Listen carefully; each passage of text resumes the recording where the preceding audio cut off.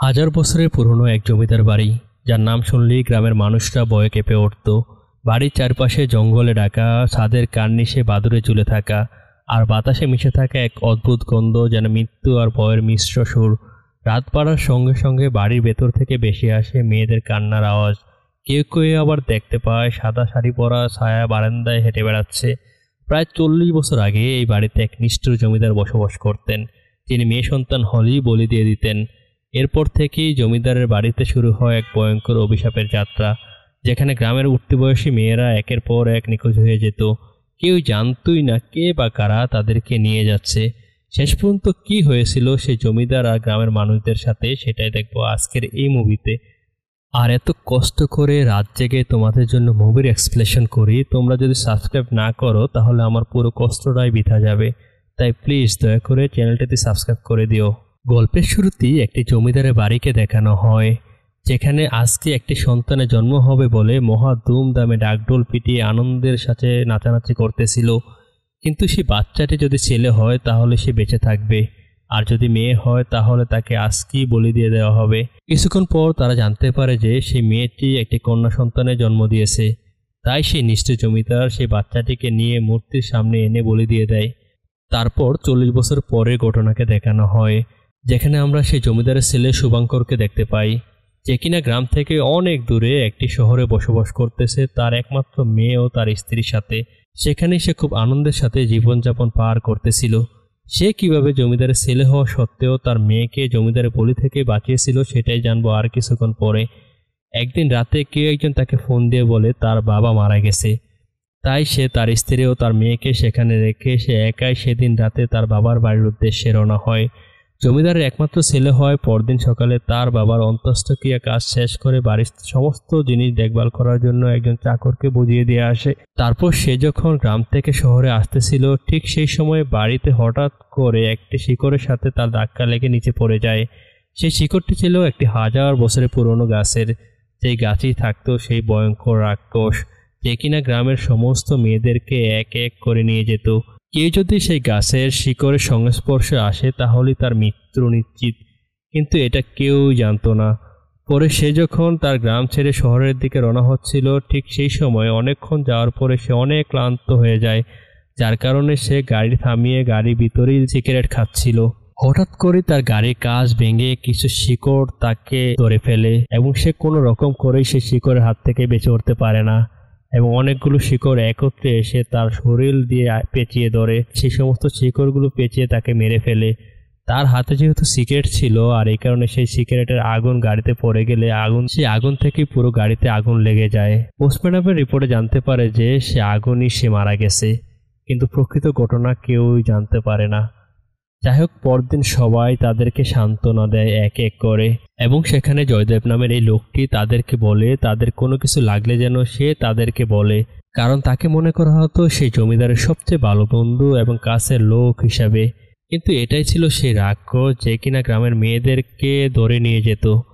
কিন্তু এটা কেউই জানতো না, সে মানুষের পরিচয় লুকিয়ে থাকতো মানুষের মধ্যেই। তারপর তারা সারা দিন মন খারাপ করে বসে থাকতো। এভাবে করে তাদের দিনের পর দিন যাচ্ছিল। তারপর 3 মাসের পরের ঘটনাকে দেখানো হয়, যেখানে হঠাৎ করেই সে জয়দেব আম্বিকাকে ফোন দেয় এবং বলে তাদের গ্রামের বাড়িতে আসতে এবং সেখানেই বসবাস করতে। আসলে সে চেয়েছিল তার মেয়েটিকে অন্য সব মেয়ের মতোই নিয়ে যেতে। তারপর অম্বিকা সে তার মেয়েকে নিয়ে গ্রামে চলে আসে, কিন্তু সে এটা জানতো না যে গ্রামের উঠতি বয়সী মেয়েদেরকে কোনো এক রাক্ষস রাতের বেলায় ধরে নিয়ে যায়, আর সে আর কখনোই ফিরে আসে না। তারপর সে যখন বাড়িতে আসে, বাড়ির কাজের লোক তাদেরকে দেখেই চমকে ওঠে, এবং আশেপাশে গ্রামের সমস্ত মানুষ তাদেরকে দেখতে আসে, কারণ এই জমিদার বাড়িটা এতটাই বিপজ্জনক যে সেখানে কোনো মানুষ আজও পর্যন্ত আর বসবাস করতে পারতো না ঠিকমতো। কিন্তু সবাই তাকে এই ব্যাপারে বলতে চাইলেও জয়দেবের কারণে কেউ কিছু বলতে পারতো না। সে আগেভাগেই সবাইকে তাড়িয়ে দিত। আর সেই কাজের বুয়ার একটি ছোট্ট মেয়ে ছিল, যে কিনা অম্বিকার মেয়ের সাথে ভালো বন্ধুত্ব হয়ে যায়। অম্বিকা তার মেয়েকে বলে সে যেহেতু নতুন জায়গায় এসেছে, এখানে কোনো কিছু সে ঠিকমতো চিনে না, যার কারণে সে যেখানে যায় সে যেন তার মাকে বলে যায়। অন্যদিকে অম্বিকারও এই জায়গাটি একটু ভয় ভয় লাগতেছিল। সেই সমস্ত রাক্ষসগুলো প্রত্যেক দিন রাতেই তাদেরকে নিয়ে যাওয়ার জন্য ওত পেতে বসে থাকতো।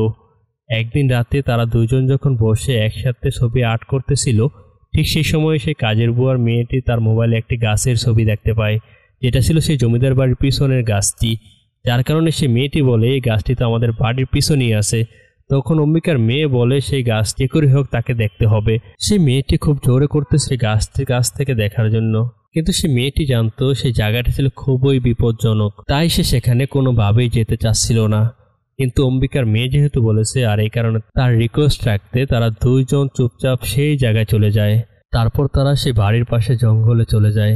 তারপর তারা কৌতূহলবশত সেই সমস্ত জায়গাগুলো সুন্দরভাবে দেখতেছিল, আর তাদের ভিতরে হঠাৎ একটি ভয় কাজ করতেছিল। আর হঠাৎ সেখানে অম্বিকা চলে যায় এবং তাকে পিছন থেকে ডাক দেয় এবং তাকে তার কাছে নিয়ে আসে। কিন্তু সে অম্বিকাও জানতো না যে এখানে এই সমস্ত জিনিস আছে। তারপর সে যখন তাদের দুইজনকে নিয়ে সেখান থেকে চলে আসতেছিল, ঠিক সেই সময় সে দেখতে পায় কে একজন তার দিকে চেয়ে আসে, এবং কিছুক্ষণ পরে সে তাকালে সেই লোকটিকে আর দেখতে পায় না। আবারও তাকালে অন্য একটি লোককে দেখতে পায় যে কিনা ভয়ঙ্কর রূপে তার দিকে চেয়ে আসে। এটা দেখে তার গা ছমছম করে ওঠে এবং সে ভয়ে সেখান থেকে চলে আসে। কাজের বুয়া যখন সে দেখতে পায় তার মেয়েটি সেখানে গেছে, তাই সে চিল্লাপাল্লা করতে থাকে, কারণ সে জানতো এই জায়গাটা এতটাই ভয়ঙ্কর যে এখানে কেউ গেলে আর জীবিত ফিরে আসে না। তাছাড়া সেই গাছের শিকড়ের সাথে লাগলে তার মৃত্যু নিশ্চিত। তাই সে অম্বিকাকে বলে তার মেয়ের যদি কিছু হয়ে যায় তাহলে তার খবর আছে। তারপর সেদিন রাতে সে তার মেয়েকে তন্ত্রমন্ত্র দিয়ে একটি রুমের ভিতর আটকে রাখে, যাতে করে কেউ তাকে না খুঁজে পায়। আর তার মেয়ে যেহেতু সে জঙ্গলে গেছিল, আর এই কারণে সেই জঙ্গলের রাক্ষস তাকে শিকড় দিয়ে টেনে সেখান থেকে নিয়ে যায়, এবং তার চিৎকার শুনে তার মা সেখানে গেলে তার কাউকেই দেখতে পায় না। তার মা বুঝতে পেরে কান্নায় ভেঙে পড়ে। আর এই সমস্ত ঘটনা অম্বিকা যখন জানতে পারে, সে সাথে সাথেই পুলিশকে ফোন দেয়। পুলিশ সেখানে চলে আসলে এই ঘটনা সবাইকে জিজ্ঞাসাও করে, কিন্তু কেউ কোনো ভয়ে কোনো প্রশ্নের উত্তরই দেয় না। সে কাজের বুয়ার জামাই বলে সেই জমিদারের বাড়িতে একটি রাক্ষস আসে, যে কিনা কিছুদিন পরপরই গ্রামের মেয়েদেরকে নিয়ে গায়েব হয়ে যায়, আর তাদের আর কোনো হদিস মিলে না। তারপর পুলিশ সেই জায়গায় গেলেও কোনো কিছুই দেখতে না পেয়ে সেখান থেকে চলে আসে, এবং পুলিশ তদন্ত করতে থাকে কয়টি মেয়ে মিসিং হয়েছে। অন্যদিকে সেই জমিদারের একজন কাছের লোক যে কিনা অম্বিকাকে একটি চিঠি দেয়, সে চিঠি পড়ে বুঝতে পারে যে একজন রক্তপাত এবং বিশ্বাসঘাতকতার সাথে তার লড়াই করতে হবে, এই জন্য তাকে এক গালিতে রূপান্তরিত হতে হবে। এবং কিছুক্ষণ পরে চিঠিটা পড়লে হঠাৎ তার জামাই আলোর চলকানে নিয়ে সেখানে চলে আসে এবং বলে তাকেই সে রাক্ষসটি মারতে হবে, আর যে করেই হোক, যাতে করে তার বিনিময়ে গ্রামের সমস্ত মানুষ ভালোভাবে জীবনযাপন পার করতে পারে। তাছাড়া সে জমিদারের বাড়িতে পুরনো মন্দিরটি সবার জন্য উন্মুক্ত করে দিতে পারে, যাতে করে সবাই বেশি বেশি প্রার্থনা করতে পারে, আর প্রার্থনা করলে সেই সমস্ত খারাপ প্রেতাত্মার বিরুদ্ধে তারা লড়াই করতে পারবে।